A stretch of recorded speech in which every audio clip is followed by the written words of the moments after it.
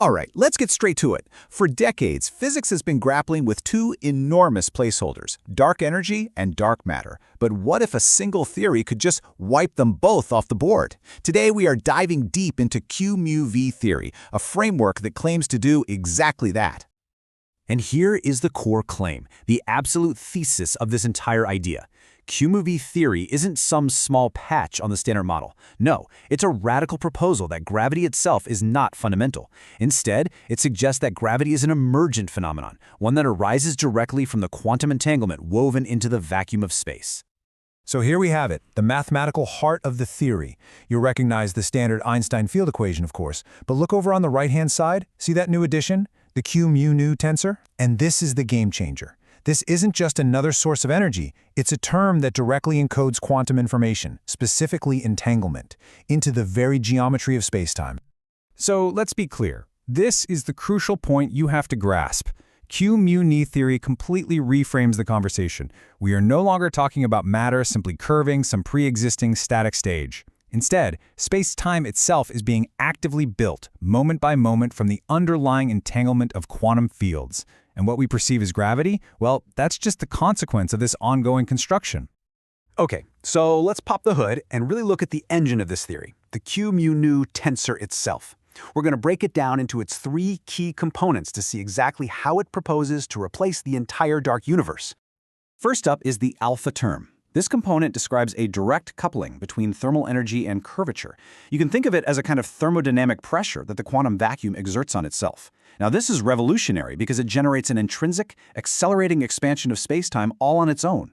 You don't need to invent a mysterious dark energy or meticulously fine-tune a cosmological constant. The effect just arises naturally from the vacuum's own properties. Next, we have the beta term, and this is Qμ theory's answer to dark matter.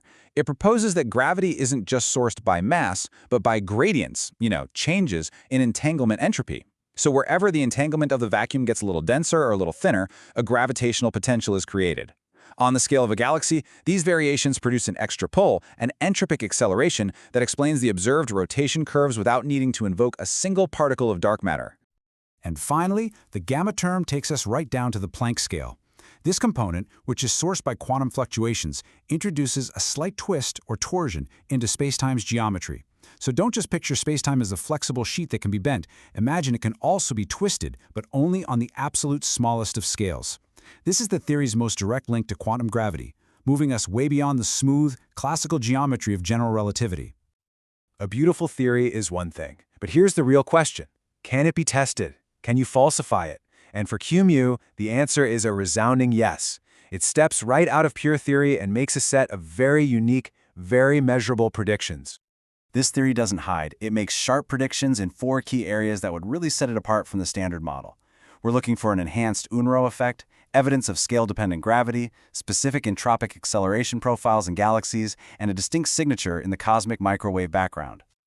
First, let's head to the lab. The LUX experiment is probing quantum electrodynamics under some pretty extreme conditions. Qμ theory predicts that the thermal signature of the Unruh effect will be enhanced by a specific measurable amount.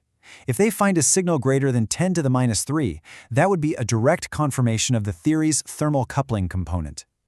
And this is just brilliant. You know the whole Hubble tension problem? For the standard model, it's a crisis. For Qμ theory, it's a confirmation. The theory naturally predicts that the effective strength of gravity actually changes with scale. So of course, local measurements and cosmological measurements give different values. They're probing gravity in completely different regimes. And experiments like DC and Euclid are perfectly positioned to go out and map this very dependency. Here's another incredibly precise cosmological check. Qμ predicts a suppression in the lensing of the cosmic microwave background with a specific amplitude of exactly 0.89. That's a sharp, falsifiable target. There's no wiggle room. It's a number that future experiments will either hit or miss. So with these predictions in hand, there's a clear path forward. Validating Qμ theory isn't going to be a single eureka moment, but a structured, multi-year program of systematic tests across different domains of physics. The roadmap is pretty straightforward. Immediately, all eyes are on the LUX Phase 1 results. In the medium term, the massive datasets from DESI and the next-gen CMB surveys will put the cosmological predictions to the test. And if those stages are successful, Well, that will give us the data we need to really start constraining the deep quantum gravity aspects of the theory, like the nature of that Planck-scale torsion. Now, if this roadmap succeeds, if these predictions hold up, the consequences are nothing short of revolutionary. A validated Qμ theory wouldn't just solve a few puzzles, it would fundamentally rewrite our entire conception of the universe. The paradigm shifts would be profound. First, the dark universe, which makes up, 95% of our current model, it just vanishes. Poof, it was an illusion created by missing physics. In its place, quantum information becomes the fundamental source code for gravity. And this leads to the most dramatic implication of all. If spacetime is built from information, then, in principle, it can be engineered. This opens the door to a completely new technological epoch, and the progression is logical. First, you master how to control local entanglement.